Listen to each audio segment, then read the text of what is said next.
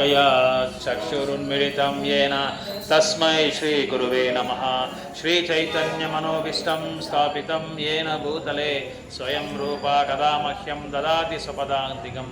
वन्देऽहं श्रीगुरो श्रीयुतपदकमलं श्रीगुरुन् वैष्णवांश्च श्रीरूपं साग्रजातं सहगणरघुनाथान्वितं तं सजीवं साद्वैतं सावधूतं परिजनसहितं कृष्णचैतन्यदेवं श्रीराधाकृष्णपादा सहगना ललिता श्रीविशाखान्वितं सह। हे कृष्णा करुणा सिंधु दीनबंधु जगत्पते गोपेश गोपिका कांतराधा कांता नमस्ते। तप्त कांचन गौरांगी राधे वृंदावनेश्वरी वृषभानुसुते देवी प्रणमामि हरिप्रिये। वाञ्छाकल्पतरुभ्यश्च कृपा सिन्धुभ्येव च पतितानां पावनेभ्यो वैष्णवेभ्यो नमो नमः। जय श्री कृष्ण चैतन्य प्रभु नित्यानंद श्री अद्वैता गदाधर श्रीवासादि गौर भक्तवृंद। हरे कृष्णा कृष्ण कृष्ण हरे हरे हरे राम राम राम हरे हरे। हरे कृष्णा कृष्ण कृष्ण हरे हरे हरे राम राम राम हरे हरे। हरे कृष्णा कृष्ण कृष्ण हरे हरे हरे राम राम राम हरे हरे। చెప్తాం ఇది అయినాక చదివిస్తాం, శ్లోకాలు చదివిస్తాం 15. నెక్స్ట్ టైం కంటే 15 మీ ఇంట్లో పెట్టుకుని ఇస్తాం మీడియంట చెప్తాం. ఇది అయిపోయింది అంటే స్లోగా పోతాం దానికోసం. అండ్ లాస్ట్ వీక్ మనం శ్లోకాలు చదివలే, పురుషోత్తమ మాసం గురించి మాట్లాడుతున్నాం కదా, చదివలేదు. ஸோ கிருஷ்ணர் அர்ஜுனருக்கு இந்த அத்தியாயத்தில் ஆத்மாவை பற்றியும் உடலை பற்றியும் விளக்கத்தை கொடுத்துட்டு ரொம்ப ஆழமாக அந்த கருத்துக்கள் என்ன சொல்கிறாங்க. ஏன்னா இங்கே 53 ஸ்லோக்கால் என்ன சொல்கிறாங்கன்னா, நம்ம மனசு இந்த flowery language of the Vedas அப்படின்னா பலன் நோக்கி போகிற அந்த செயல்கள் எல்லாமே நீங்கள் தவிக்கணும் அப்படின்னு சொல்கிறாங்க. அது தவிச்சாதான் நீங்கள் தெய்வீக நிலையில் நீங்கள் தெய்வீக நிலையை நீங்கள் அடையலாம் அப்படின்னு சொல்கிறாங்க. இங்கே என்னது மலர் சொலுக்கும் அதை தவிக்கணும் அப்படின்னு சொல்கிறாங்க. அதாவது வேதங்களை பல பகுதிகள் இருக்குது, பல டிவிஷன்ஸ் இருக்குது. அதில் மக்கள் என்ன பண்ணுறாங்கன்னா, பொதுவாக சாமானியமாக எல்லா மக்களும் என்ன பண்ணுறாங்க அப்படின்னா, எது அவங்களுக்கு பலனை கொடுக்குதோ அதை மட்டும் எடுத்துக்கிறாங்க. எது அவங்களுக்கு அட்வான்டேஜாக இருக்கோ, எது அவங்களுக்கு பெனிஃபிட்டாக இருக்கோ, எது அவங்களுக்கு லாபகாரமாக இருக்கோ, எது அவங்களுக்கு இன்பத்தை கொடுக்குமோ, புலர் இன்பத்தை கொடுக்குமோ, அந்த மாதிரி ஒரு செய்திகளை மட்டும் கேட்டுக்கிட்டு புரிஞ்சுக்கிட்டு அந்த செயல் மட்டும்தான் செய்கிறாங்க.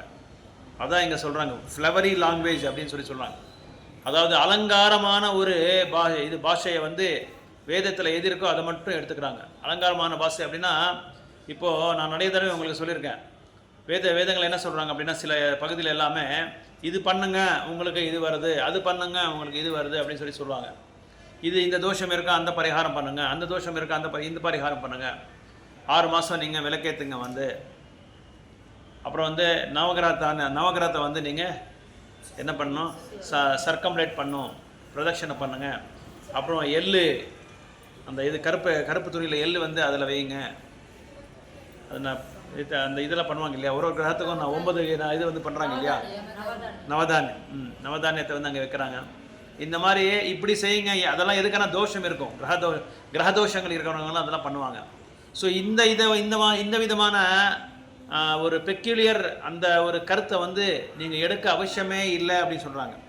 ஏன் அப்படின்னா, when it remains fixed in trance of self realization, உங்களுக்கு ஆத்ம சாட்சாத்காரம் நீங்கள் அடைஞ்சிருந்தா, ஆத்ம சாட்சாத்காரை பற்றி உங்களுக்கு தெரிஞ்சிருந்தா, உங்களை நீங்கள் உணர்ந்தா, கண்டிப்பாக நீங்கள் இதெல்லாம் பண்ணவே அவசியமே இல்லை அப்படின்னு சொல்கிறாங்க. இது நல்லா புரிஞ்சுக்கோங்க. இதில் ஏதாவது டவுட் இருக்கா உங்களுக்கு? இதை இப்போ நான் சொன்னதில் ஏதாவது டவுட் இருக்கா? ஏன்னா இது புரிஞ்சுக்கிட்டா தான் நான் அடுத்த இதுக்கு போக முடியும். இந்த ஸ்லோக்கால டிரான்ஸ்லேஷனில் என்ன கொடுத்துருக்காரு பிரபுபாதர் அப்படின்னா, வேதங்களை பல நிறைய டிவிஷன்ஸ் இருக்குது, நிறைய பாகங்கள் இருக்குது, நிறைய பகுதிகள் இருக்குது. அதில் நிறைய முக்கியமாக பெரும்பாலும் எல்லா பகுதியும் பலன் கொடுக்குற பாகம் இதுதான் இருக்கும், செயல் தான் இருக்கும். எங்கே பலன் கொடுக்குதோ அதை மட்டும்தான் மக்கள் எடுத்துக்கிறாங்க. முக்கியமான ஒரு நபர் இதை வந்து எடுத்துக்கிறது இல்லை, முக்கியமான பகுதியை எடுத்துக்கிறது இல்லை.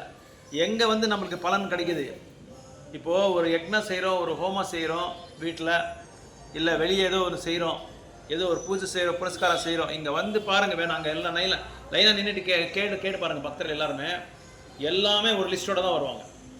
பெரும்பாலும் இங்கேன்ட்டு இல்லை, எல்லா கோயிலும் அப்படி தான், ஒரு லிஸ்ட்டோடு தான், ஒரு பட்டி இருக்கும் அவங்களுக்கு. ஏதோ ஒன்று வீட்டில் வந்து நடந்திருக்காது, அதை நடக்கிறதுக்காக கிருஷ்ணர்கிட்ட, நல்ல தப்பு இல்லை, நல்லது தான். அது வந்து வேணுகோபால் கிட்ட கேட்குறது ரொம்ப ரொம்ப இதுதான், ரொம்ப விசேஷந்தான். ஸோ அதனால் எல்லாமே அந்த பலன் நோக்கி பார்க்குற வந்து அந்த பகுதியை மட்டும் எடுத்துக்கிறாங்களே தவிர, மற்ற முக்கியமான ஒரு விஷயம் இருக்குது, அந்த விஷயத்தை விட்டுறாங்க. இப்போது ஒரு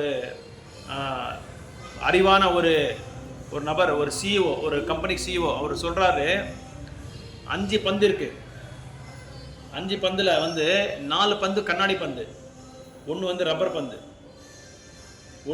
பந்து, அதில் அந்த ரப்பர் பந்து எடுத்து நம்ம போட்டால் நம்ம அந்த செவுரு கிடச்சா என்ன ஆகும், பவுன்ஸ் ஆகும் இல்லையா, ரிவர்ஸ் வரும். கண்ணாடி பந்து எடுத்து போட்டால் வருமா, வராது, என்ன அது உடஞ்சிடுது. அதே மாதிரி தான் அந்த உடஞ்சிருக்கிற அந்த பந்தை எடுத்து நம்ம தூக்கி போட்டுட்டு இருக்கோம், 1 2 3 4 சொல்லி. ஆனால் அந்த பந்தை வந்து எப்படி காப்பாற்றுறதுன்றது நம்மளுக்கு தெரியாது. அந்த பந்தை காப்பாற்றுறது எப்படின்னு தெரியாது. அது வந்து கீழே போட்டால் ஆகாது, அதை வந்து பத்திரமா நம்ம காப்பாற்றணும். அந்த மாதிரி எதை வந்து நம்ம வந்து நோக்கி போகணுமோ அதை விட்டுட்டு வேறு இதெல்லாம் நம்ம பார்த்துட்டு இருக்கோம். இது எல்லாமே இது ஒன்று செஞ்சால் எல்லாமே அது ஆகிடும்.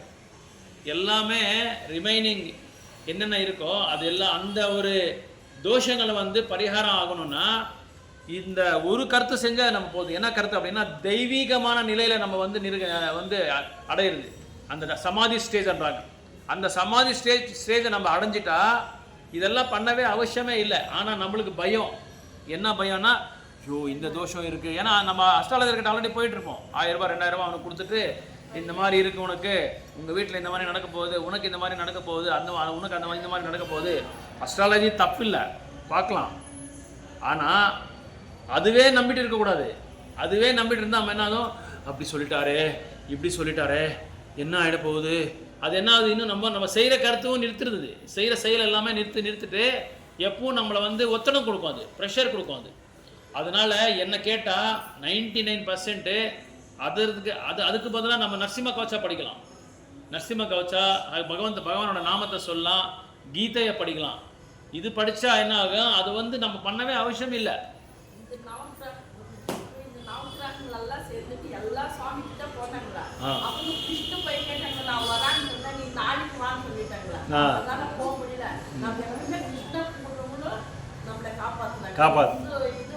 வராது. நரசிம்மர் எல்லா நவகிரகங்களுக்கு அதிபதி. நீங்க நரசிம்ம கவச்ச ஸ்தோத்திரம் நீங்க படிச்சா அதுல ஒரு ஸ்லோகால சொல்றாரு, எல்லா கிரகங்களுக்கும் நான் தான் அதிபதின்னு சொல்றாரு, நரசிம்மரே சொல்றாரு. விக்னங்களுக்கு வந்து விக்னாதிபதி, விக்னேஸ்வரர் வந்து அதிபதி இல்லையா, அவருக்கே அந்த வரத்தை இவர் தான் கொடுத்துருக்குறது, நரசிம்மர் தான் கொடுத்துருக்குறது. அதனால தான் விநாயகரை வந்து தேர்ந்தெடுக்கிறார் வியாச மகர்ஷி.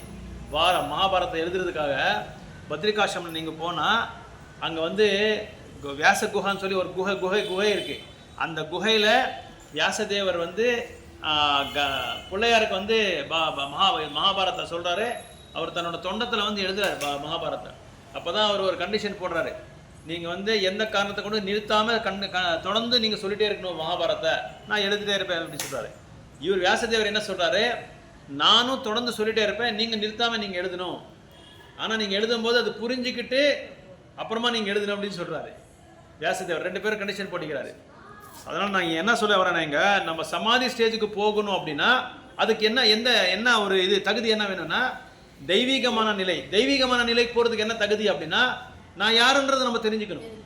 முதல்ல நான் யாருன்றதே எனக்கு தெரியாது, பகவான் யாருன்றது தெரியாது, எனக்கு பகவானுக்கு இருக்கிற உறவே தெரியாது. என்னோட நிலை என்னன்னா, இப்போ பகவானுக்கு தொண்டனா இருக்கிறது, சேவகனா இருக்கிறது. The constitutional position of the soul, ஆத்மாவோட நிலை என்ன, நித்தியமா பகவானுக்கு சேவகனா இருக்கிறது தான் நம்மளோட நிலை. அந்த நிலையை புரிஞ்சுக்கிட்டா நம்ம அப்புறம் வந்து பகவானோட நிலை என்னன்னு சொல்லி புரிஞ்சுக்கலாம். பகவானோட நிலையை புரிஞ்சுக்கிட்டா அப்புறம் என்ன செய்யணும், அவர் என்ன சொல்லியிருக்காரு சாஸ்திரங்களை, அதை வந்து நம்ம கடைப்பிடிச்சாலே தெரிஞ்சிடும் நம்மளுக்கு. இப்போது ஒரு குழந்தை இருக்குது, ஒரு குழந்தை வந்து சேட்டை பண்ணிகிட்டே இருக்குது. தாய் தகப்பனார் என்ன பண்ணுறாங்க, ஒரு பொம்மையை கொடுக்குறாங்க ஆடுங்கன்ட்டு. அந்த இது குழந்தை என்ன பண்ணுது, அந்த பொம்மையை பார்த்துட்டு கொஞ்ச நேரம் ஆடிட்டு என்ன பண்ணோம், அப்படி தூர போட்டுச்சு. அதுக்கப்புறம் ஒரு 2 ஸ்வீட் எடுத்து கொடுக்குறாங்க. 2 ஸ்வீட்டும் சாப்பிட்டு மறுபடியும் அந்த தன்னோட சேட்டையை வந்து நிறுத்தலை, சேட்டை பண்ணிகிட்டே இருக்காங்க. அப்போது அழுந்துட்டு இருக்கு அந்த குழந்தை, வந்து அழுந்துகிட்டே இருக்கு. அழுந்துட்டு இருக்கும்போது அந்த குழந்தை என்ன செய்யுது அப்படின்னா, அழுந்த அம்மாவை கூப்பிடுது. அம்மாவை கூப்பிட்டுட்டு என்ன கொடுத்தாலும் அந்த குழந்தை வந்து இதாகல. தாய் தான் கொடுத்துட்ருக்காங்க, எல்லாமே தாய் தகப்பனார் தான் கொடுத்துட்ருக்காங்க. ஆனால் அந்த அழுகுறது மட்டும் நிறுத்தவே இல்லை. என்ன அந்த குழந்தைக்கு தேவை சொல்லுங்க பார்க்கலாம். அந்த சின்ன குழந்தை, பச்சை குழந்தை, அந்த குழந்தைக்கு என்ன தேவை? அரவணைப்பு. அந்த தாயோட அரவணைப்பு எந்த விதத்தில் அரவணைப்பு வேணும்? முதல்ல அவருக்கு பால் வேணும். குழந்தைக்கு வந்து பால் கொடுக்கணும். அந்த பாலை விட்டுட்டு தாய் தகப்பனார் மிட்டாயி, அப்புறம் வந்து விளையாடுற பொம்மை அதெல்லாம் கொடுத்துட்டு இருந்தால் அது அரவணைக்க முடியுமா? குழந்தைய அரவணைக்க முடியாது. அதனால் அந்த குழந்தைக்கு என்ன வேணும்? முதல்ல பால் கொடுக்கணும். பால் கொடுத்து தாயோட அரவணைப்பு வேணும். அதுக்கப்புறம் அரவணைப்பு வேணும். அது இருந்தால் தான். ஏன்னா அதை விட்டு நம்ம என்ன செய்கிறோம், குழந்தை மாதிரி எல்லாம் சுற்றி முற்றி எல்லாமே பார்த்துட்டு இருக்கோம். அது வேணும், இது வேணும், இது பண்ணால் அது வருது, அது பண்ணால் இது வருது. இந்த சொர்க்கலோகத்துக்கு போனால் நம்ம என்ன செய்யணும்? மற்ற வாபஸ் வரோம். ஒன்று சொர்க்கலோகத்துக்கு அவ்வளோ கஷ்டப்பட்டு இந்த மனித வாழ்க்கை எடுத்து சொர்க்கலோகத்துக்காக நம்ம இவ்வளோ கஷ்டப்படுறோம். போனால் திரும்பி நம்ம ரிட்டர்ன் வரணும். எங்கே போனாலும் திரும்பி வரணும். 14 லோகத்தில் நம்ம எங்கே போனாலும் ரிட்டர்ன் வரணும். திரும்பி நம்ம வந்து பகவான்கிட்ட போக முடியாது. ஆனால் ஒரு இடத்த மட்டும்தான் நம்ம போனால் மறுபடியும் ரிட்டர்ன் வர முடியாது. அங்கே சந்தோஷமாக நம்ம இருக்கலாம். யத்கத்வா நான் நிவர்த்தந்தே 7வது அத்தியாயத்தை இங்கே படித்தா அந்த 7வது அத்தியாயத்தில் அதில் சொல்கிறாங்க. அதில் நாசத்தோ பாஸ்யம்னு சொல்லி அந்த சூரியனை பற்றி சந்திரனை பற்றி சொல்கிறாங்க. சூரிய சந்திர தேவையில்லையா வைகுண்ட லோகத்தில்? ஏன்னா பகவானோட காந்தியை உடலில் வர காந்தியை வந்து அவ்வளோ வெளிச்சமாக இருக்கணும். பிரம்மாண்டம் எல்லாமே தெரியுமா, அது எல்லாமே அங்கே போய் ஆனால் என்கிட்ட இங்கே நீ வந்தால் நீ ரிட்டர்ன் போக முடியாதுன்றாங்க. எத்கத்வா நான் நிவர்த்தந்தே, என்னோட லோகத்துக்கு நீ வந்துட்டா நீ வந்து திரும்பி பௌத்திக உலகத்துக்கு போகவே முடியாது. அதுக்கு நான் உறுதி கொடுக்குறேன்னு சொல்லி சொல்கிறாரு. அதனால் நம்மளோட கான்ஸ்டிடியூஷனல் பொசிஷன் என்ன புரிஞ்சுக்கணும் அப்படின்னா, நான் வந்து பகவானுக்கு சேவகனாக இருக்கணும். அதில் பிரபுபாத் எழுதிருக்கார் பாருங்க. என்ன எழுதிருக்காருன்னா, the highest perfection of self realisation is to understand that one is eternally the servitor of Krishna and that one's only business is to discharge one's duties of Krishna consciousness. நம்ம சேவகனா இருந்து கிருஷ்ண உணர்வுல இருந்தாதான் நம்ம வந்து அந்த திவ்யமான ஒரு நிலையில நம்ம இருக்க முடியும் அப்படின்னு சொல்றாங்க. அதான் நம்ம உண்மையான வியாபாரம் அப்படின்னு சொல்றாங்க. அதான் நம்மளோட பிசினஸ். அதோட நம்ம செயல் அதான். So a Krishna conscious person or unflinching devotee of the Lord should not be disturbed by the flowery language of the Vedas nor be engaged in fruitive activities for the promotion of the heavenly kingdom ன்னு சொல்கிறாங்க. அது என்ன சொல்கிறாங்கன்னா, so Krishna பக்தியில் இருக்கிற ஒரு நபர் வந்து ஒரு பக்தர் வந்து இந்த பலன் நோக்கிற அந்த செயலை வந்து செய்கிறதுக்கு வந்து அது தவிக்கணும் என்று சொல்கிறாங்க.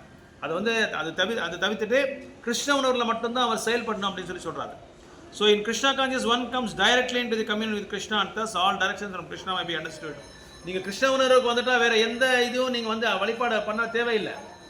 எல்லாமே பகவான்கிட்ட இருக்குது. எல்லாமே அவர்கிட்ட தான். அவர் நிர்வாகப்பட்டதான் இந்த ஃபுல் கேபினெட் எல்லாமே அவரோட நிர்வாகம் தான். அவர் தான் எல்லாம். பிரைம் மினிஸ்டர் எப்படி, சீஃப் மினிஸ்டர் எப்படி, அந்த மாதிரி எல்லாமே அவர் தான். அவரோட நிர்வாகத்தில் தான் எல்லாருமே இருக்காரு. எல்லாருமே அவருக்கு ரிப்போர்ட் பண்ணும்.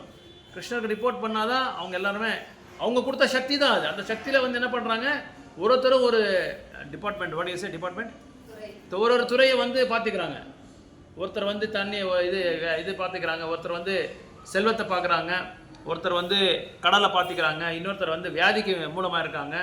இந்த மாதிரி ஒரு துறையும் ஒருத்தர் பகவான் கொடுத்துருக்காரு. அதனால் இது எல்லாரையும் நம்ம வந்து சந்தோஷப்படுத்த முடியாது. 33 கோடி தேவர்கள் நம்ம சந்தோஷப்பட முடியுமா என்ன? இல்லை, முடியாது. அதனால் நம்மளோட உண்மையான நிலை என்னன்னா, சேவகனாக இருந்து கிருஷ்ண உணர்வுல நம்ம இருக்கணும். அப்படி இருந்தால் கண்டிப்பாக நம்ம என்னாகலாம், பகவானோட ராஜ்யத்துக்கு போகிறதுக்கு நமக்கு சரளமாக இருக்கும் அப்படின்னு சொல்லி சொல்கிறாங்க. ரொம்ப ஈஸியாக சிம்பிளாக சொல்கிறாங்க. 3 பாயிண்ட்டுங்க. நம்மளோட நிலை என்ன? சேவகனாக இருக்கணும். நித்தியம் கிருஷ்ணருக்கு வந்து என்ன சொல்கிறது, அது சைத்தன்ய சரிதாரத்தில் சொல்கிறாங்க இல்லையா, ஜீவேரா ஸ்வரூபாக கிருஷ்ணரே நித்தியதாசா. ஜீவனோட ஸ்வரூபம் என்னன்னா கிருஷ்ணருக்கு நித்தியமாக தாசனாக இருக்கிறது. அதை தெரிஞ்சுக்கிட்டு நம்ம உணர்ந்தா நம்மளுக்கு வந்து அந்த அந்த ஆத்ம சாட்சா்காரம் வந்துடும். தன்னை அறியும் விஞ்ஞானம் அப்படின்றாங்களா, அது வந்துடும். அந்த விஞ்ஞானம் வந்துடும். நம்மளை பற்றி விஞ்ஞானத்தை தெரிஞ்ச பிறகு பகவானோட விஞ்ஞானத்தை பற்றி நம்ம தெரிஞ்சுக்கலாம். பகவானோட விஞ்ஞானத்தை தெரிஞ்ச உடனே நம்ம என்ன சொல்கிறோம், திவ்யமான நிலைக்கு வந்துடுறோம். இதான் இங்கே சொல்கிறாங்க 53வது ஸ்லோகம். when your mind is no longer disturbed, நம்ம மனசு தான் காரணம். இதுக்கெல்லாம் என்ன ஃபஸ்ட்டு காரணம் என்ன, மைண்டு தான். மைண்டு தான் அந்த இதுக்கு போகுது. எங்கே பலன் எங்கே பலன் என்ன, ஃப்ரூட்டிவ் ஆக்டிவிட்டீஸ், பலன் நோக்கி போகிற செயல் எல்லாமே ஃப்ரூட்டிவ் ஆக்டிவிட்டீஸ் அப்படின்னு சொல்லுவாங்க, கர்மகாண்டா அப்படின்னு சொல்லுவாங்க. அதை நோக்கி நம்ம மனசு போகுது. நம்ம மனசு வேறு திசையில் போகல, அந்த திசையிலே போயிட்டு இருக்கு. ஸோ 54வது ஸ்லோகம் என்ன சொல்கிறாங்கன்னா, ஸோ இப்போ சரி ஓகே, இப்போ இங்கே என்ன சொல்கிறாங்க அப்படின்னா, அர்ஜுனர் கேட்குறாரு, ஓகே திவ்யமான நிலையில் போகணும் அப்படின்றீங்க, அந்த திவ்யமான நிலையில் போகிறதுக்கு அறிகுறிகளை என்னன்னு சொல்லி கேட்குறாரு. அர்ஜுனர் கேட்குறாரு, நீங்களாம் சொல்லிட்டீங்க நம்ம சேவகனாக இருக்கணும், கிருஷ்ணவனவர்களாக இருக்கணும் அப்படின்னு சொன்னீங்க. அதுக்கு அந்த நிலைக்கு போகிறதுக்கு என்ன அறிகுறிகள்? இப்போ ஒரு வியாதி வந்தால் டாக்டர் என்ன செய்வாங்க, எனக்கு என்ன கேட்பாங்க, உனக்கு அந்த வியாதி பற்றி சொன்னால் இந்த சிம்டம்ஸ் இருக்கா, உனக்கு அந்த சிம்டம்ஸ் இருக்கான்னு கேட்பாங்க இல்லையா? அந்த மாதிரி அந்த அறிகுறிகள், அந்த மாதிரி ஆள் எப்படி இருப்பார், அந்த மாதிரி ஆள் எப்படி இருப்பார்? இப்போ திவ்யமான நிலையில் இருக்கிற ஒரு நபர், ஒரு பக்தர், அவர் எந்த ஒரு எப்படி அவர் பேசுகிறாரு, எப்படி அமர்றாரு, எப்படி பேசுகிறாரு, எப்படி அமர்றாரு, எப்படி நடக்கிறாரு அப்படின்னு சொல்லி கேட்குறாங்க. இது கேட்குறதுக்கே இதாக இருக்கு இல்லையா? எப்படி பேசுறது, எப்படி அமர்றது, எப்படி நடக்கிறது அப்படின்னு. எப்படி பேசுகிறாங்கன்னா, ஹிந்தியில் பேசுகிறாங்களா, இங்கிலீஷில் பேசுகிறாங்களா, அந்த மாதிரி கிடையாது. இல்லை நல்லா ஸ்டைலாக பேசுகிறாங்களா, இல்லை ரொம்ப ஃபாஸ்ட்டாக பேசுகிறாங்களா, அதை பற்றி கேட்கல இங்கே. அது இங்கே சொல்கிறாங்க, what are the symptoms of one whose consciousness is thus measured in transcendence? How does he speak? What is his language? How does he sit and how does he walk? அவர் எப்படி பேசுவார், அவரோட பாஷை என்ன, அவர் எப்படி அமர்றாரு, அவர் எப்படி நடக்கிறாரு, இதெல்லாம் அவர் அறிகுறிகள் சொல்கிறாங்க. இந்த அறிகுறிகளை வந்து அர்ஜுனர் கேட்குறாரு. அர்ஜுனர் கிருஷ்ணர் கேட்குறாரு, அவர் எப்படி உட்கார்றாரு, அவர் எந்த பாஷையில் பேசுகிறாரு, அவர் எப்படி எந்த மாதிரி எப்படி பேசுகிறாரு, எந்த பாஷையில் பேசுகிறாரு, எப்படி அமர்றாரு, எப்படி நடந்துட்டு போகிறாரு. நம்ம பதில் எப்படி இருக்கும், அவர் இந்த மாதிரி நல்லா ஃபாஸ்ட்டாக பேசுகிறாரு, ஸ்லோவாக பேசுகிறாரு அப்படின்னு நம்ம நினச்சிருக்கோம். ஆனால் அந்த இது கிடையாது. எந்த லாங்குவேஜில் பேசுகிறேன்னா ஹிந்தியா, இங்கிலீஷோ, மலையாளம், அந்த மாதிரி கிடையாது. அதுக்கு இங்கே ஆன்சர் சொல்கிறாங்க. ஆர்தர் இங்கே பிரபுபாத் வந்து இங்கே அதுக்கு எக்ஸாம்பிள்ஸ் கொடுக்குறாங்க. ஸோ ஒரு மனிதனுக்கும் ஒரு அறிகுறிகள் இருக்குது. இப்போ ஒரு டாக்டர் அப்படின்னா எப்படியே நம்ம அவனை டாக்டர்னு சொல்லலாம். ஒரு டாக்டர்னா ஒரு வைத்தியர் இருக்கார், ஒரு மருத்துவர். அவரை பார்த்த உடனே நம்மளுக்கு மருத்துவர்னு தெரிஞ்சிடும் இல்லையா? ஏன்னா ஸ்டெத்தோஸ்கோப் போட்டிருப்பாங்க, ஒயிட் கோட் போட்டிருப்பாங்க. அது பார்த்த உடனே நம்மளுக்கு இவர் மருத்துவர்னு சொல்லி நம்ம ஈஸியாக தெரிஞ்சிடும். அதே மாதிரி ஒரு அட்வொகேட்டு, அவரை பார்த்த உடனே என்ன தெரியும், பிளாக் கோட் போட்டிருப்பாங்க இல்லையா? அதே மாதிரி ஒயிட் பேண்ட் போட்டிருப்பாங்க. அது பார்த்த உடனே இவர் யார், அட்வொகேட்னு சொல்லி தெரிஞ்சிடுது. அதே மாதிரி ஒரு வெள்ளரசை, ஒரு நல்ல பணக்காரன், அவனை பார்த்தா எப்படி தெரியும், நல்லா என்ன காஸ்ட்லியஸ்ட் காரில் வருவார், நல்லா ஷூட்டு பூட்டு போட்டிருப்பாரு, டை போட்டிருப்பாரு, 10 விரலில் 10 மோதிரம் போட்டிருப்பாங்க, கழுத்தில் ஒரு 1/2 கிலோ செயின் போட்டிருப்பாரு, பெரிய செயின். இங்கே ஒரு பெரிய டாலர், அந்த டாலர் 100 கிராம் 200 கிராம் இருக்கும். ஒருத்தர் இருக்கார் தமிழ்நாட்டிலே ஒருத்தர் இருக்கார், பார்த்துருக்கீங்களா? உடம்பெல்லாம் இதான், உடம்பெல்லாமே இது என்ன ஜுவல்ஸை போட்டு தான் அவர் சுற்றுவார் அவர். ஸோ அந்த மாதிரி இது அந்த அறிகுறிகள். பணக்காரனா அந்த மாதிரி அறிகுறிகள் இருக்கும். ஒரு பிச்சைக்காரன் எப்படி இருப்பான், எதுவுமே இல்லாமல் பிச்சை எடுத்துகிட்டு இருப்பான். பார்த்த உடனே நம்மளுக்கு தெரிஞ்சிடுது. அப்படி இந்த திவ்யமான நிலையில் இருக்கிற ஒரு நபர் எப்படி இருப்பார் அப்படின்னு சொல்லி கேட்குறாங்க. திவ்யமான இருக்கிற நிலையில் வந்து எப்படி ஒருத்தர் இருப்பார் அப்படின்றது இங்கே சொல்கிறாங்க. One can know is specific symptoms from the Bhagavad Gita. So learned man has his symptoms. So a man in transcendental consciousness of Krishna has specific symptoms in various dealings அப்படின்றாங்க. ஸோ நல்லா படித்தவங்க, நல்ல பண்டிதர் எப்படி இருப்பார், அவர் பேசுகிறதே ஒரு மாதிரியாக இருக்கும், அவர் லாங்குவேஜே ஒரு மாதிரியாக இருக்கும், அவரோட நடையே வேறு ஒரு மாதிரி இருக்கும், அவர் மற்றவங்ககிட்ட எப்படி டீல் பண்ணுறது, எப்படி வந்து பேசுகிறாங்க, இதெல்லாமே ஒரு டிஃப்ரெண்ட்டாக இருக்கும். மற்றவங்க மாதிரி எல்லாத்துக்குள்ளே வந்து வாயை விட்டு பேசுகிறதில்ல, எல்லாருக்கிட்டையும் பேசுகிறதில்ல, ரொம்ப சைலண்ட்டாக இருப்பாங்க.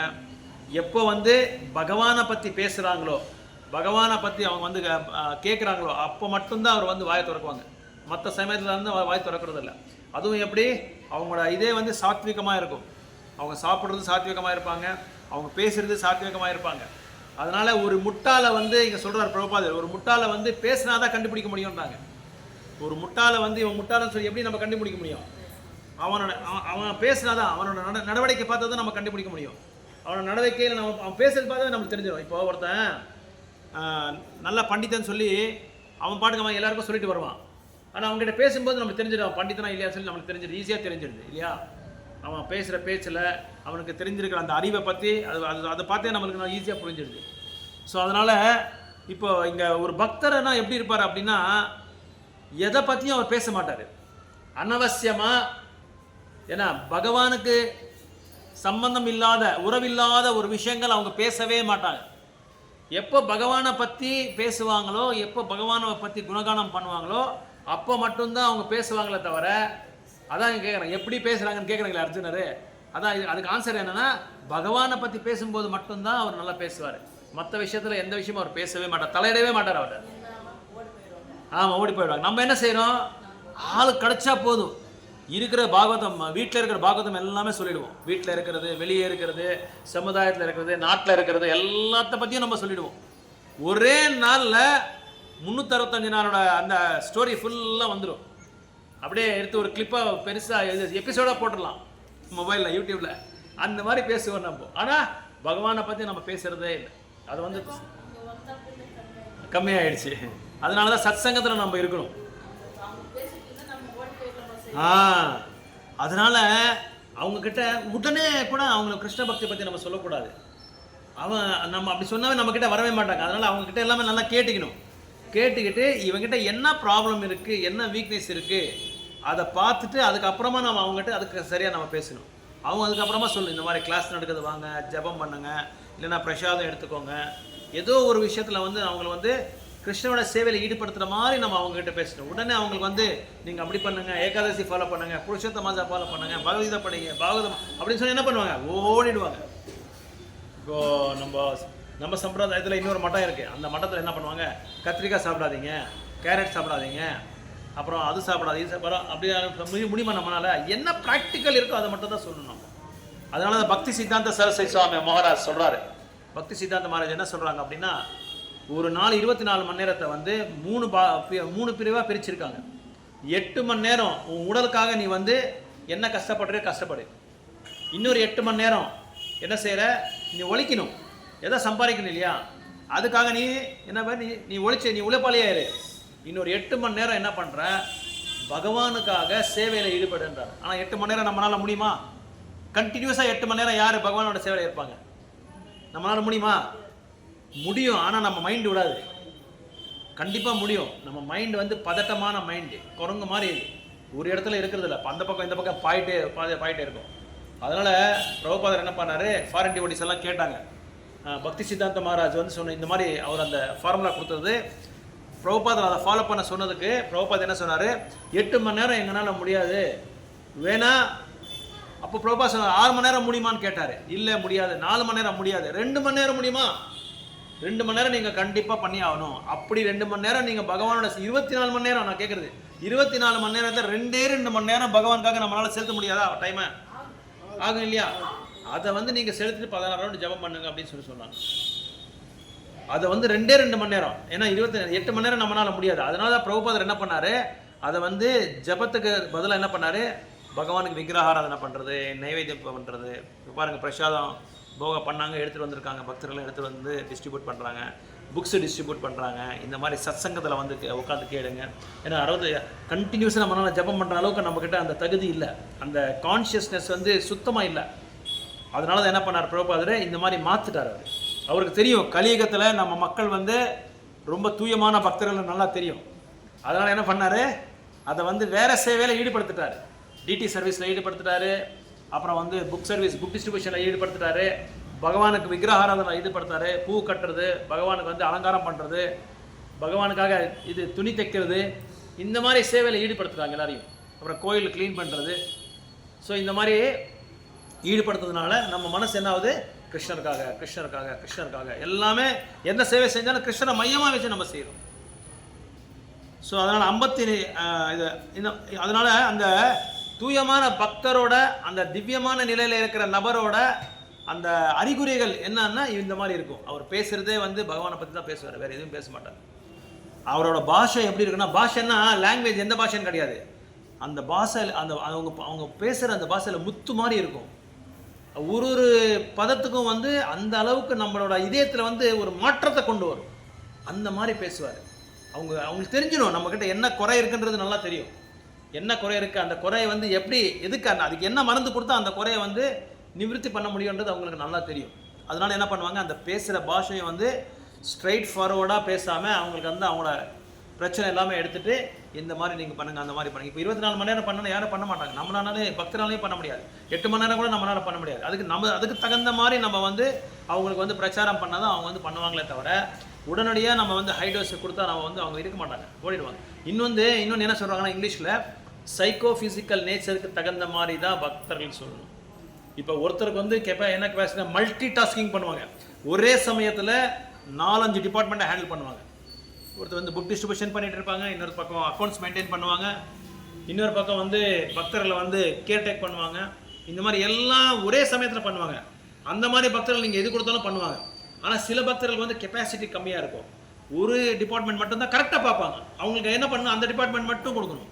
அப்போ வந்து அவங்க என்ன கரெக்டாக பார்ப்பாங்க. ஸோ அந்த மாதிரி இப்போ இங்கே தூய்மையான பக்தர் வந்து திவ்யமான நிலையில் இருக்கிறதுனால அவங்களோட அறிகுறைகள் வந்து அவங்க பகவானை பற்றி தான் பேசுவார். பகவானை பற்றி பேசுவார், பகவானை பற்றி அவர் வந்து செய்திகள் கொடுப்பாங்க. ஸோ அதனால் இங்கே சொல்கிறாங்க, most important is how the man in Krishna conscious speaks. For speech is the most important quality of any man. Krishna உணர்வு வந்து ரொம்ப இம்பார்ட்டன்ட் பேசுகிறது தான் ரொம்ப இம்பார்ட்டன்ட்னு சொல்கிறாங்க. பேசாமல் இருந்தால் வேஸ்ட்டு. இப்போது ஒருத்தர் பேசினாதான் அவரோட அறிவு தெரிய முடியும், தெரியும் நம்மளுக்கு. ஒன்றும் பேசாமல் உங்களுக்கு தெரியுமா தெரியாத, தமிழ்நாட்டில் நிறைய சாதுக்கள் வந்து இப்படியே உட்காந்துருப்பாங்க. அவனுக்கு பார்த்தா லட்சக்கணக்கான மக்கள் வருவாங்க. அவன் பேசவே மாட்டான், ஒன்றும் பேச மாட்டான்.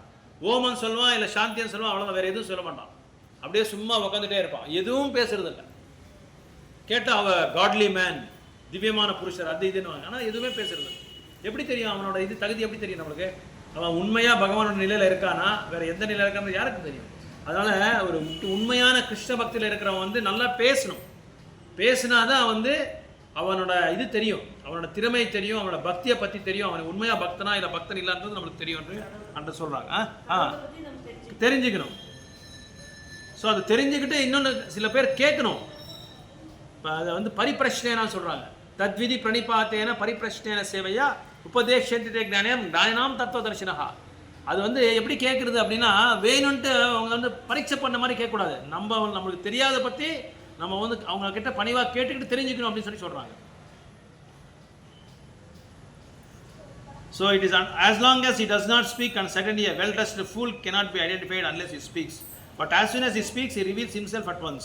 So the immediate symptom of a Krishna conscious man is that he speaks only of Krishna and of matters related to him. நான் சொல்லியா, he speaks only of Krishna.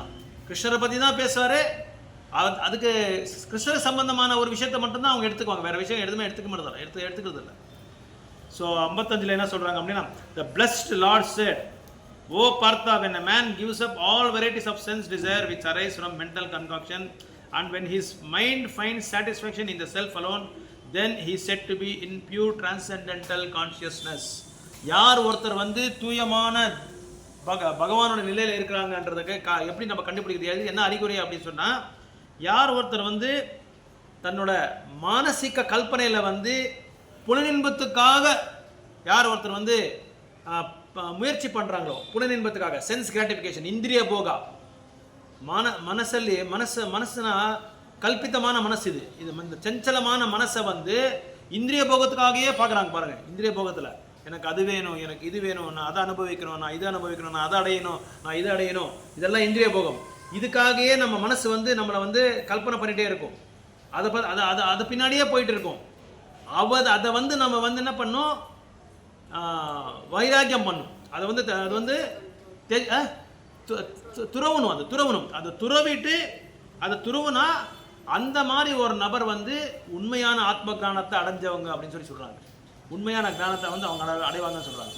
So Bhagavatam வந்து கன்ஃபார்ம் பண்ணுது, any person who is fully in Krishna consciousness and devotional service of the Lord has all the good qualities of the great sages, whereas a person who is not so transcendently situated has no good qualifications, because he is sure to be taking refuge in his own mental concoctions. So யார் ஒருத்தர் வந்து கிருஷ்ண உணர்வு அல்லது பகவானோட சேவையில் வந்து ஈடுபடுத்துகிறாங்களோ அவங்களுக்கு எல்லா நல்ல குணங்கள் இருக்கும், எல்லா நல்ல குணங்களும் அவங்ககிட்ட இருக்கும். அதுக்கப்புறம் அப்படி யார் ஒருத்தர் இல்லையோ அவங்களுக்கு வந்து எந்த தகுதியும் இருக்காது அப்படின்னு சொல்கிறாங்க. யார் ஒருத்தர் வந்து கிருஷ்ண உணர்வு இல்லையோ அவங்களுக்கு எந்த தகுதியும் இருக்காது. அவர் கண்டிப்பாக வந்து தன்னோட மனசு என்ன சொல்லுதோ அதை மட்டும்தான் செய்வாங்க. தன் மனசு என்ன சொல்லுதோ அதை மட்டும்தான் செய்வாங்க. இப்போ பெரும்பாலும் இந்த நம்ம நவீன காலத்தில் என்ன ஆகுது அப்படின்னா, நம்ம வேலையை இப்போ நீங்கள் சொன்னீங்க மாதாஜி சொல்லிடுறாங்க, கிளசவே என்ன காவியக்கவே கைலாசா அப்படின்னா என்ன அர்த்தம்னா, நம்ம பண்ணுற வேலையே அதே கைலாசம், நம்ம பண்ணுற வேலையே அதே வைகுண்டம். இங்கே அந்த 5 பந்து பற்றி சொல்ல செய்யும் தொழிலே தெய்வம். அதுக்கு வந்து ஒரு எக்ஸாம்பிள் என்ன கொடுக்குறாங்க அப்படின்னா, அதே மாதிரி 5 பந்து கொடுக்குறாங்க. 4 வந்து கண்ணாடி பந்து, 1 வந்து ரப்பர் பந்து. ஓகேவா? இந்த 5 பந்து என்னன்னா, 1 வந்து நம்ம வேலை, ஒரு பந்து வந்து நம்ம வேலை, 2வது வந்து நம்ம ஆரோக்கியம், 3வது வந்து நம்ம ஃபேமிலி, 4வது வந்து நம்ம ஃப்ரெண்ட்ஸ் அண்ட் ரிலேட்டிவ்ஸு, 5வது வந்து ஆன்மீகம். இந்த 5 பந்து, இந்த 5 பந்தில் நம்ம என்ன செய்கிறோன்னா, இந்த ஃபஸ்ட்டு பந்து இருக்க ரப்பர் பந்து, அது ரப்பர் பந்துன்னா நீங்கள் சொன்ன மாதிரி நம்ம செய்கிற வேலை, அந்த செயல் மேலே தான் முழு வாழ்க்கையை வந்து கவனத்தை நம்ம கொடுக்குறோமே தவிர இந்த 4 பந்து அப்படியே விட்டுறோம். ஆனால் இந்த 4 பந்து வந்து கீழே விட்டதுனால என்ன ஆகுது, அது உடஞ்சிடுது. அதை மறுபடியும் எடுத்து நம்ம வந்து சரி பண்ண முடியாது. ஏன்னா இது கண்ணாடி பந்து. இந்த 4 வந்து நம்ம ஆரோக்கியத்தை மேலே நம்ம என்ன பண்ணணும், நம்ம கவனத்தை கொடுக்கணும். நம்ம ஃபேமிலி அண்ட் ரிலேட்டிவ்ஸ் அவங்க மேலே நம்ம வந்து கவனத்தை கொடுக்கணும். அதே மாதிரி இன்னொன்று என்ன சொன்ன, ஃபேமிலி ரிலேட்டிவ்ஸு. 1 வந்து நம்ம என்ன சொல்கிறது, நம்ம ஆரோக்கியத்து மேலே 1, நம்ம ஃபேமிலி மேலே, நம்ம ரிலேட்டிவ்ஸ் மேலே, அதுக்கப்புறம் ஸ்பிரிட்டு ஆன்மீகம். இந்த 4 வந்து 4 கண்ணாடி பந்து. இந்த 4 கண்ணாடி பந்தை நம்ம அப்படியே ஒதுக்கிடுறோம். இந்த ஒரே ஒரு பந்து இருக்கு பாருங்க, அந்த பந்து தான் வேலை, காவியம். அதுக்கு மேலே தான் நம்ம முழு கவனத்தை நம்ம வந்து கொடுக்கமே தவிர இந்த 4 கண்ணாடியை அப்படியே 4 கண்ணாடி பந்து அப்படியே கொடுத்துடுறோம். ஸோ இது ஒன்று மேலே நம்ம வந்து கவனத்தை கொடுக்கறதுனால இது டோட்டலாக நம்ம வந்து என்ன செய்கிறோம், தவிர்த்து விட்டுறோம். இது வந்து இது புறக்கணிச்சிடுறோம், கம்ப்ளீட்டாக நெக்லெக்ட் பண்ணிடுறோம். ஸோ ஆனால் சாஸ்திரங்கள் என்ன சொல்கிறாங்க அப்படின்னா, பெரிய பெரிய ஆச்சாரியஸ் என்ன சொல்கிறாங்கன்னா, உங்கள் வேலையை வந்து என்றைக்குமே நீங்கள் பண்ணக்கூடாது அப்படின்னு யாருமே சொல்ல. 2 விதமான தர்மங்கள் இருக்குது, ஸ்வதர்மா, சனாதன தர்மா. ஸ்வதர்மா அப்படின்னா நம்ம உடலுக்கு தேவையான தர்மங்கள், அதாவது நம்ம உடலில் நம்ம என்ன செயல் செய்கிறோம், பிராமணன் நம்ம என்ன செய்கிறோம், சத்திரியா நம்ம என்ன செய்கிறோம், வைஷ்யா நம்ம என்ன செய்கிறோம், சுதரா நம்ம என்ன செய்கிறோம். நம்ம ஜாதிக்கு 4 ஜாதி தான், பிராமணா, சத்திரியா, வைஷ்யா, 4 வர்ணங்கள். அந்த வர்ணத்துக்கு தகுந்த மாதிரி வேலை நம்ம ஆக்குபேஷனல் டியூட்டிஸ், அதாவது நம்ம அந்த வர்ணத்துக்கு தகுந்த மாதிரி நம்ம என்ன வேலை செய்கிறோமோ அதை நம்ம செய்யணும், அதை விட்டுறக்கூடாது. ஏன்னா நிறைய பேர் என்ன நினச்சிட்டாங்க, பக்தி தொண்டுக்கு வந்தாலே, ஆன்மீகம் வந்தாலே எல்லாமே புறக்கணிச்சிடணும், தேவையில்லை நம்மளுக்கு அப்படின்னு சொல்லி அதை விட்டுறக்கூடாது. அதுவும் பார்க்கணும், அதுவும் பார்த்துட்டு இதுவும் பார்க்கணும், 2 பேலன்ஸ் பண்ணணும். இப்போ ஒரு கார் இருக்குது, ஒரு காரில் டேங்க் மட்டும் ஃபுல்லாக பெட்ரோல் போட்டுறோம். ஆனால் அந்த ஓட்டுறவர் பாருங்கள், அவரோட வயிற்றுக்கு எதுவுமே போடாமல் ஓட்டுறானா ஓட்டுவான், அவன் ஓட்ட முடியாது. ஏன்னா அவனையும் பேலன்ஸ் பண்ணும், காரையும் பேலன்ஸ் பண்ணும். இது 2 பேலன்ஸ் பண்ணாதான் கார் என்ன ஆகும், பயணமாகும். நம்ம லாங் டிஸ்டன்ஸ் போகிறோம், நம்மளோட டிஸ்டன்ஸ் வந்து ரொம்ப சிறியான ஒரு டிஸ்டன்ஸ், சின்னதான டிஸ்டன்ஸ், லாங் டிஸ்டன்ஸ் நம்ம போயிட்டுருக்கோம். அதனால் 2 பேலன்ஸ் பண்ணும், உடலையும் பேலன்ஸ் பண்ணும், ஆத்மாவும் பேலன்ஸ் பண்ணும். ஸோ உடலையும் விட்டுறக்கூடாது. ஆனால் ஆத்மாவை நீங்கள் சரியாக கரெக்டாக பார்த்துக்கிட்டா அந்த உடலுக்கு என்னென்ன வேணுமோ அது கரெக்டாக வந்து தானாக வந்து செஞ்சிடும். அதனால் நம்ம என்ன செய்கிறோம், முக்கியமாக மக்கள் என்ன செய்கிறாங்க, வேலையை பார்த்து தான், வேலைக்கு தான் நம்ம நிறைய கவனத்தை கொடுத்துட்டு ஃபேமிலியும் விட்டுறோம், அப்புறம் வந்து ரிலேட்டிவ்ஸையும் விட்டுறோம், நம்ம ஆரோக்கியத்தை முக்கியமாக விட்டுறோம், நம்ம ஆன்மீகத்தையும் விட்டுறோம், ஆன்மீகத்தை கம்ப்ளீட்டாக விட்டுறோம். ஆனால் முக்கியமான ஒரு செயல் வந்து ஆன்மீகத்துக்கு நம்ம கவனத்தை கொடுக்காம இருந்தால் அந்த ஆன்மீகத்தில் நமக்கு வந்து நாலேஜ் கொடுக்குது, நீ இது எல்லாமே பார்க்கணும், எதுவுமே நீங்கள் விடக்கூடாது, இது எல்லாத்துக்குமே நீ கவனத்தை கொடுக்கணும் அப்படின்னு சொல்லி வேலைக்கு முழுசாக கவனத்தை கொடுத்துட்டு இருந்தால் இந்த 4 கம்ப்ளீட்டாக நம்ம இதாகிடும், 4லேருந்து நம்ம வெளியே வந்துடுவோம். அதனால் இங்கே என்ன சொல்கிறாருன்னா, இது 5யும் நம்ம பார்க்கணும், சமானமாக நம்ம பார்க்கணும். ஏன்னா ஃபேமிலியும் விட்டுற முடியாது, நம்மளோட ஆன்மீகத்தையும் நம்ம விட்டுற முடியாது, செயலையும் நம்ம விட்டுற முடியாது. ஸோ இந்த 5 பந்து வந்து நம்ம காப்பாற்றணும். அதை காப்பாற்றாமல் இருந்தால் இது எல்லாமே பேலன்ஸ் பண்ணிட்டு தான் போகணும், பேலன்ஸ் பண்ணிட்டு நம்ம போகணும். ஆயிடுச்சு 5 மினிட்ஸ், 5 மினிட்ஸ் அவ்வளோதான். எவ்வளோ என்ன டைமு 8:30 ஓகே இன்னும் 5 minutes முடிச்சிருக்கேன். ஸோ அதனால் because is sure to being take refuge in is own mental concoction. இந்த வேலை மேலே நம்ம செலுத்துறதுக்கு என்ன காரணம் அப்படின்னா பிகாஸ் ஆஃப் மென்டல் கன்காக்ஷன்ஸ்.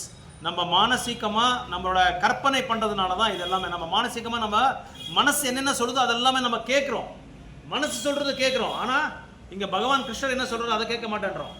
மனசு என்னென்ன சொல்கிறோமோ அதை கேட்கறதுனால தான் அந்த ஆசை இந்த ஆசை, அந்த காமம் இந்த காமம், அதை அனுபவிக்கலாம், இதை அனுபவிக்கலாம், அதை அடையலாம், இதை அடையலாம், அதுன்றது எல்லாமே இது காரணம் என்னன்னா இந்த மனசுனால தான். ஆனால் அந்த மனசை நம்ம என்ன படுத்தணும், பலப்படுத்தணும். அதை பலப்படுத்துறதுக்கு என்ன வேணும்னா முக்கியமான ஆன்மீகமான அதை சப்போர்ட் வேணும். அதுக்கு இந்த ஆன்மீகமான சப்போர்ட் இருந்தால் தான் அந்த மனசை நம்ம கண்ட்ரோல் பண்ண முடியும் அப்படின்னு சொல்கிறாங்க. But if one is engage in Krishna consciousness then automatically அதனால புலங்களை நம்ம கட்டுப்படுத்த முடியாது. யாராலையும் புலங்களை நம்ம கட்டுப்படுத்த முடியாது. எந்த ஒரு பெரிய என்ன சொல்கிறது ரிஷி ஆனாலும், எந்த ஒரு பெரிய முனி ஆனாலும், ஒரு தூயமான பக்தராலையும் சென்சஸை கண்ட்ரோல் பண்ண முடியாது. இந்த புலங்களை கண்ட்ரோல் பண்ண முடியாது. மூக்கு, கண், நாக்கு, அப்புறம் காது, பஞ்சேந்திரியங்கள், இதை ஞானேந்திரியங்கள்னு சொல்லுவாங்க. இதை யாராலையும் கண்ட்ரோல் பண்ண முடியாது. என்ன பண்ணலாம் இதை? அவ்வளோதான். பகவானோட சேவையில் ஈடுபட்டாலே போதும். அம்பரீஷ் மகாராஜ் என்ன பண்ணாரு?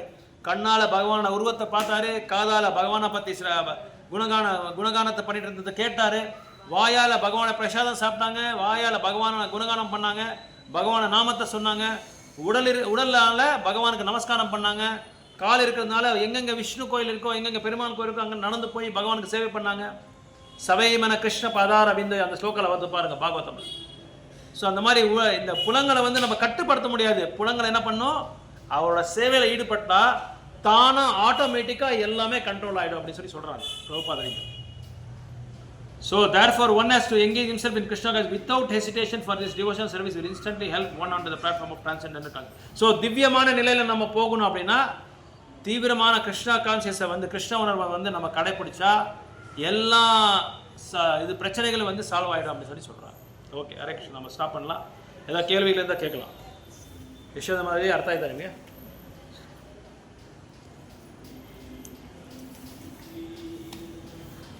15வது படிக்கலாமா? எப்படி டைம் இல்லைல்ல? வீட்டில் படிக்கலாமா? ஸ்டாண்டிங் பண்ணிடலாம். ஸ்டாண்டிங் பண்ணிட்டு வீட்டில் படிக்கலாம். 15வது அத்தியாயம் டெய்லி படிங்க. இன்றைக்கி புருஷோத்தம் மாதம். இல்லை வேறு மற்றவங்களுக்கு 15 சாப்டர் பகவத்கீதா 15வது சாப்டர் ఫుల్ 20 தான் இருக்குது. 20 శ్లోకా நம்ம படிச்சுக்கலாம். అది మీరు డేట్ ఫిక్స్ చేయండి. మీ ఇంట్లో పురుషోత్త యోగము ఆ అధ్యాయం ఫుల్ కంప్లీట్ చేస్తాను.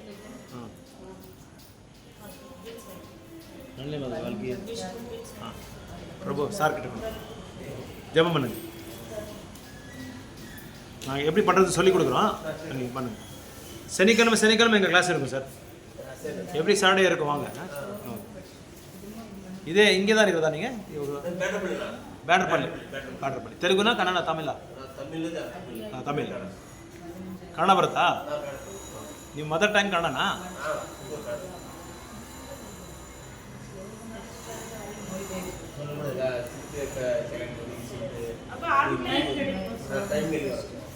ஆன்லைன் கிளாஸும் இருக்கும் நம்மளுக்கு.